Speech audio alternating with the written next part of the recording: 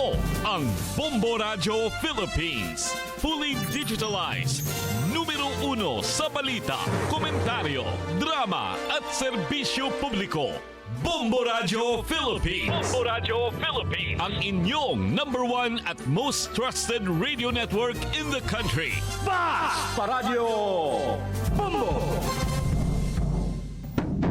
Oras sa Bombo Radio, 41 minutos na ang nakalabay sa alas 4 sa hapon. Balitang top story, LPA sa gawas sa Philippine territory, posibleng mahimong bagyo. Lokal, duha ka insidente sa pang-hold up na sinati sa Davao sulod sa usa ka adlaw. Balitang nasyonal, Cardinal David nanawagan og pagsabot sa mga hilig sa online gambling. International, US judge gibabagan ang pagpatuman ni President Trump sa pagtapos sa birthright citizenship. Sa balitang espesyal, labing mahal nga bag nabaligya sa kantidad nga $10 million o musobra sa tunga nga bilyong pesos. Balitang negosyo, Pangulong Ferdinand Marcos Jr. gikatakdang mo biyahe sa Estados Unidos uban ng economic team. Balitang sports, Gilas Pilipinas adunay tune-up games alang sa ilang pagpangandam sa FIBA Asia Cup. Balitang showbiz, Kailin Alcantara gikumpirma nga mas maayo na ang kasing-kasing human sa heartbreak. Mga kabombo, maayong hapon kaninyong tanan. Welcome sa atong Bombo News and Views Afternoon Edition. Adlaw karong Biyernes, bulan sa Hulyo, pit sa 11 tuig 2025. Kini yung mga tigbalita. Kini si Bombo Bianca Ku. O kini si Bombo Jerwin Ngoho. Detalye na sa mga balita. Top story, gipahibalo sa Department of Science and Technology kung DOST nga adunay gibantay ang low pressure area nga ana sa gawas sa Philippine Area of Responsibility o adunay taas nga posibilidad nga mahimong tropical depression sulod sa 24 ka oras. Matod pa sa DOST, padayon kini nga ginabantayan tungod kay posible kini makahatag og epekto sa panahon sa nasod sa umaabot nga mga adlaw. Gawas niini, aduna pa ilaing LPA nga nahibilin nga ulan o kanhing tropical depression danas nga nagpabilin sa gawas sa Philippine Area of Responsibility. Mumura ang posibilidad nga kini usab mahimong tropical depression sulod sa 24 ka oras. Bisan wala pa kini direktang epekto sa nasod, gidasig ang publiko sa padayon nga pagmonitor sa mga update gikan sa mga opisyal nga ahensya. Gipahimangnuan ng mga lokal nga panggamahanan o mga residente sa baybaying dapit nga magmatngon batok sa posibleng kusog nga ulan o daotang panahon. Gipasihig daw usab ang kahinungdanon sa tukmang impormasyon aron malikayan ang panik o nga siguro ang hapsay nga pagpangandam sa tanang kahimtang sa panahon. Samtang sa atong balitang lokal, usa ka lalaki ang nabiktima sa giingong robbery hold up sa Zone 1, San Antonio, Barangay Buhangin, Davao City, pasado alas 11:45 sa buntag niadtong Hulyo 10 ning kasamtangang tuig. Sumala sa investigasyon sa Buhangin Police Station, ilahom sa pagdumala ni Police Major Clarian Dave S. Tuboso, ang biktima giila nga si Ralph, 32 anyos, usa ka residente sa maong lugar. Gikan sa Ralph sa balay sa iyang kauban sa trabaho aron kuhaon ang usa ka parcel. Sa dihang musakay na unta siya sa iyang motorsiklo, kalit nga miduol lang usa ka wala mailhing nga lalaki nga nagsulubog itom nga jacket ug itom nga short. Kini nga suspect mitutok og 45 kalibreng pistola sa tiyan sa biktima og kuhaon ang iyang brown nga sling bag nga adunay sulod nga cash nga 6,500 pesos, usa ka honor cellphone nga nagkantidad og 24,000 pesos o 1,800 pesos nga naa sa GCash account. Pagkahuman sa insidente, misakay ang suspetsado sa usa ka XRM nga motorsiklo nga color black or blue nga walay plate number nga naghulat pipila ka metros ang gilayon ug mihawa padulong sa barangay ang Yungto. Padayon ang hot pursuit operation sa mga otoridad aron mailan og madakpan ang suspetsado. Sa lain pang insidente, usa ka delivery rider ang gihold up sa duha ka lalaki samtang nagtrabaho sa Block 1 Lot 2 DSA Village, Balusong, Matina alas 11:15 sa buntag sa mao gihapon nga petsa Hulyo 10 ning kasamtangang tuig. Ang biktima giila nga si Russell, 24 anyos, usa ka J&T Express rider o residente sa Salakot, Purok 2, Talumo. Sumala sa report sa Talumo Police Station, human niya mo deliver og parcel sa balay sa Tumakol family. Kalit nga miabot ang duha ka lalaki nga nagsakay sa motor og nagsuloob og crash helmet o black bonnet. Ang backrider may pahimutang og armas nga wala pa matino nga ang klase o gikulbaan ang biktima samtang gikuhaan siya sa iyang sling bag nga adunay mga ID, driver's license, cash nga 4,000 pesos, iPhone nga cellphone o incognition case sa motorsiklo. Human sa insidente, may sibat ang mga suspect padulong sa Tahimik Avenue sa Matina. Ang mga otoridad sa Talbo Police Station padayon sa ilang hot pursuit og follow-up investigation aron mahibalaan og masikop ang mga responsable sa maong krimen. Malampusong nadakpan sa kapulisan ang usa ka mga ginapangita na personalidad sa syudad human kini masikop ato sa pagsilbi sa warrant of arrest niadtong Hulyo 10 tuiga sa barangay Magtuod, Davao City. Ang operasyon gihimo sa Warrant Intelligence Team sa Mao Police Station ilalang sa pangulo ni Police Major Philip Udin, kauban ang Criminal Investigation and Detection Group Davao del Norte District Office Provincial Field Unit. Giila ang suspitsado nga si Alias Rere, 21 anyos, residente sa Barangay Magtuod o gikonsiderang top 1 most wanted person city level tungod sa kasong statutory rape. Ang warrant of arrest gisugo ni Honorable Ditchi Casals, Presiding Judge sa Regional Trial Court Branch 33, 11th Judicial Region, Davao City. Diin klaro nga wala girekomenda ang piyansa alang sa temporaryong kagawasan sa suspitsado. Padayon ang investigasyon og legal nga proseso batok ang Alias Rere samtang gilauman nga aduna pay sunod nga mga operasyon batok sa uban pang most wanted person sa rehiyon. Ana-ana karon sa kustodiya sa kapulisan sa Tagum ang ikatulong nga suspect sa pagpatay sa usa ka dalaga sa Dakbayan sa Tagum. Kini ang gikumpirma sa kapulisan sa nasampit nga syudad nga ang ikatulong suspect nahagbong sa ilang mga kamot kaganihang buntag. Subay sa report, gikan sa kapulisan giila ang suspetsado nga si Alias Yanyan, 15 anyos nga residente sa Davao de Oro. Sa pagkakaron, ang naisgutan ang ana-ana sa Women and Children Protection Desk kun WCPD. Kahinumduman nga una na nga gikustodiya sa mga otoridad ang duha ka mga suspetsado kagahapong adlaw nga nag-edad og 14 ug 17 anyos nga residente sa Maragusan, Davao de Oro. Una na nga gibutyag sa kapulisan nga upat ang nalambigit sa krimen subay sa nakuha nga CCTV footage human sa maong panghitabo. Sa karon, usa na sa lamang ang gipangita nga maong suspect nga nag-edad sumala pa og 18 anyos nga nakasibat usab karong panahon nga giila nga si Alias Roy. Sumala pa sa mga otoridad nga ang naisgutan mao'y nangulo sa ilang gihimong pagpangawat ug pagpatay sa 19 anyos nga college student.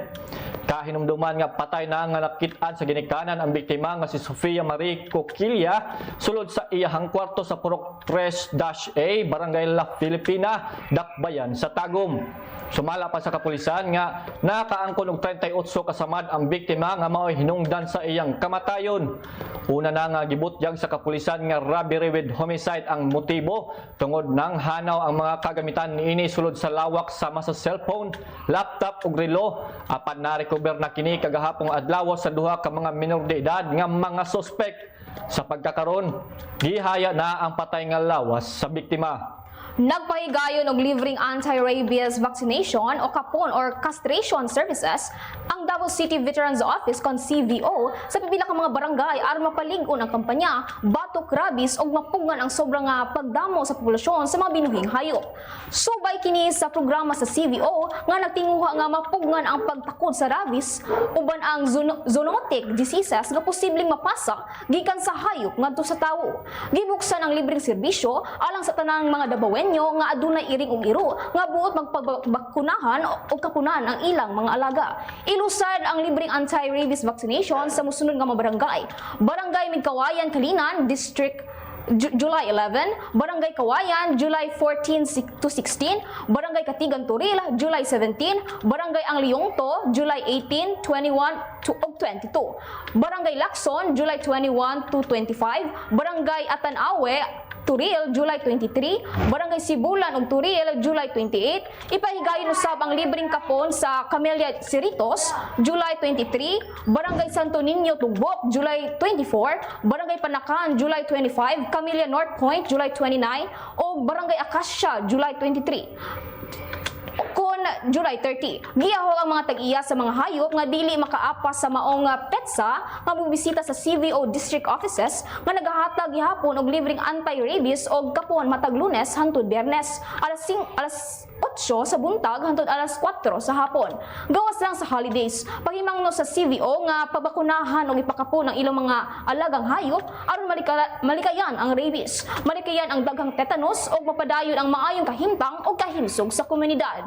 Dugang pa sa atong balitang lokal, gipaligon sa Davao City Police Office ang presensya sa mga kadalanan pinagi sa Traffic Enforcement Unit ug Police Auxiliaries aron mapugngan ang mga nagkataas nga kaso sa road rage o uban pang bayolente nga insidente sa mga nahitabo sa syudad. Kini nga lakang gisugdan human sa duha ka sunod-sunod nga insidente sa bayolenteng panagbangi sa karsada. Niadtong Hulyo 6, usa ka taxi driver ang nadunggaban dol sa traffic light sa Matina Crossing human sa sinumbagay sa trapiko. Sa Hulyo 2, ang usa ka panagbangi sa parking space Ponte Verde dol sa Santa Lucia Mall sa Barangay Komunal misangpot sa kamatayon sa laing taxi driver. Tungod niini, gipahugtan sa DCPO ang pagbantay sa mga lugar sama sa Coastal Road, mga nasudnong kalsada o uban pang lugar nga naay na italang insidente sa road rage. Giawhag usab ang mga driver nga magpugong sa emosyon, magmatngon sa dalan o likayan ang agresibong pamatasan samtang nagmaneho. Gipasabot usab sa DCPO ang mga operator sa taxi nga ipaabot sa ilang mga driver ang kinahinungdanon sa pagpugong sa kasuko o pagrespeto sa uban sa kalsada. Gipahimangnuan ng publiko nga kung adunay insidente sa kadalanan, mas maayo nga ipahibalo dayon sa otoridad pinagi sa 911 o sa hotline sa lokal nga police station imbes nga i-record lamang kini sa video. Gilauman sa DCPO nga pinaagi sa kusgan nga pagbantay og aktibong pag-apilar sa publiko, malikayan ang dugang pang bayolente nga panagbangi sa kadalanan sa Davao City. Oras sa Bombo Radio, 53 minutos na ang nakalabay sa alas 4 sa hapon. Balitang nasyonal, nanawagan si Cardinal Pablo Virgilio David, obispo sa Diocese sa Caloocan o kanhing presidente sa Catholic Bishops Conference of the Philippines kon CBCP sa katawhan nga mas labaw nga sabton og dili dayon hukman ang mga taong nalulong sa online gambling. Iyang gipasabot nga susama sa kahimtang sa mga drug users sa panahon sa gipatuman nga giyera kontra droga, daghang Pilipino ang naglantaw sa mga adik isip mga salot sa katilingban nga magmugna og dagkong stigma. Matod niya susama sa ubang mga bisyo, posible nga aduna sab sila mga personal nga rason o kalisdanan nga nagdasig sa ilang pagka-addict sa online sugal. Ang uban niini, sumala pa ni Cardinal David, posible nakasinati og emosyonal, pinansyal o mental nga problema nga nanginahanglan og pagsabot og tabang imbis nga pagpanaway. Gipahinumdum sa usab niya nga ang katawhan nga mas maayo nga tan-awon ang ugat sa problema kaysa dali-dalion og paghukom ang mga nalambigit niini. Sa mga miaging pahayag, nanawagan si Cardinal David sa gobyerno nga hatagan og prioridad ang pagsumpo sa nagkakatag nga online gambling platforms tungod kay daghang pamilya na ang naguba tungod niini. Gisaad ni Senate Deputy Minority Leader Risa Hontiveros nga andam siyang mubabag kung adunay mosyon nga ipasaka aron i-question ang jurisdiksyon sa Senate Impeachment Court sa impeachment case batok kang Vice President Sara Duterte. Kini pahayag misunod sa plano ni Senador Ronald Bato de la Rosa nga i-question ang legalidad sa pagpadayon sa kaso ilalom sa 20th Congress. Bisan pa man nagiangkunan ni Hontiveros nga natuki na ang isyu sa jurisdiksyon sa panahon sa 19th Congress. Gipasabot ni Hontiveros nga wala na kinahanglan pang dugang diskusyon sa jurisdiksyon. Apan kung adunay senador judge nga magmosyon, andam siyang mutubag og magdebate sa maong isyu. Dili usab siya uyon sa tinguha ni De La Rosa nga pangutan-on ang Senado kung buot ba kining ipadayon ang impeachment trial. Kay base sa konstitusyon, obligasyon sa Senado nga litison ang akusado. Kisaway usab ni Hontiveros ang plano ni De La Rosa nga ipasaka ang isyu sa plenaryo imbes nga mismong Senate Impeachment Court nga anaaunta sa tukmang forum para sa formal nga deliberasyon sa kaso. Gilauman nga musugod ang halapad nga debate o gilegal nga diskusyon sa Senado sa dihang magsugod na ang formal nga impeachment proceedings batok kang VP Sara Duterte. Gipahibalo sa National Bureau of Investigation nga nakita na ang patay nga lawas sa nahanaw nga mga Transport Network Vehicle Services. Driver nga si Raymond Caberra niadtong Hulyo 11, 2025 sa barangay Batitang, Zaragoza, Nueva Ecija. Si Cabrera ang katapusang nakita niadtong Mayo 18 human kini magsakay og pasahero duol sa usa ka casino hotel sa Parañaque City. Matod sa NBI, tulo ka suspitsado ang voluntaryong may surrender kang Manila Mayor Isko Moreno kagabi og mitug-an nga sila ang responsable sa krimen. Duha kanila ang nagtudlo sa lugar kung ang gilabay ang lawas sa biktima. Bisan pa man nga wala pa ipahibalo ang motibo ug i-deny sa mga suspetsado, nagapadayon pa ang investigasyon sa mga otoridad. Ipailawom usab sa confirmatory test ang patay nga lawas aron formal nga maila kini. Sumala pa sa NBI, nangayo na og pasaylo ang mga suspetsado sa pamilya ni Cabrera. Gikonsidera sa Malacañang nga usa ka positibong kalambuan ang pinagbag-ong resulta sa survey nga nagpakita sa pagsaka sa approval rating ni Pangulong Ferdinand Marcos Jr. Sumala ni Palace Press Officer Claire Castro, nagpasabot kini nga nakita sa publiko ang padayon nga pagpaningkamot og trabaho sa Pangulo. Apan giingon usab sa palasyo nga dili kini makaapekto si Ferdinand Marcos Jr. sa bisan unsang numero ug padayon lang nga buhaton ang iyang katungdanan. Matod pa ni Castro, dili angay na magsalig lamang sa mga survey ang usa ka leader. Base sa pinakahuling survey nga gihimo ni adtong Hunyo 27 hangtod 30, nakakuha si Pangulong Marcos og 25% approval rating para sa ikaduhang kwarter nga mas taas og 19% kung itandi kini sa miaging kwarter. Samtang ang iyang disapproval rating mikunhod ngadto sa 47% gikan sa 57%. Bisan pa niana, giingon ni Castro nga taas man o ubos ang rating sa Pangulo, padayon gihapon kini sa pagtrabaho o pagtuman sa iyang katungdanan alang sa nasud. Oras sa Bombo Radio, 57 minutos na ang nakalabay sa alas 4 sa hapon. Balitang internasyonal, gibabagan sa US judge ang pagpatuman unta ni President Donald Trump sa pagtapos sa birthright citizenship sa pipila ka mga US resident. Giaprobahan sa New Hampshire judge ang class action lawsuit batok sa executive order ni Trump o gipugnan ang Pangulo nga ipatuman kini. Ang naisgutang class action lawsuit ang gipangunahan sa American Civil Liberties isip nagrepresenta sa mga ginikanan sa immigrant o sa ilahang anak. Kahinumduman, nakabutang sa Constitution sa US nga garantisado sa US citizens ang tanang mga bata nga gipanganak sa US. Apan gusto kining tanggalo ni Trump, ilabi na sa mga bata nga ama ginikanan ang undocumented immigrants o langyaw nga bisita. Subling nanawagan si Ukrainian President Volodymyr Zelensky sa mga kaalyadong nasod nga tabangan sila sa pagpakusog sa ilang air defense. Sa pagtambong niini sa Rome Conference, nakabaton og higayon ang Ukrainian President nga makaatubang og pipila ka lider. Nahilakip na usab niini ang pagbaton og video call sa halos 30 ka nasod nga gitawag niining Coalition of the Willing. Misaad usab ang United Kingdom nga supayan sila og mosobra na 5,000 ka air defense missiles sa Ukraine og mosobra na $384 million nga hinabang nga tambal og pagkaon. Gipahayag sa grupong Hamas nga misugot kining magbuhi og napulo ka mga bihag isip kabahin sa nagpadayong negosasyon sa ceasefire sa Gaza. Gipahayag sa Hamas nagpabiling tough ang kabahin sa Israel hinungdan na himong lisod ang pagpadayon sa ceasefire.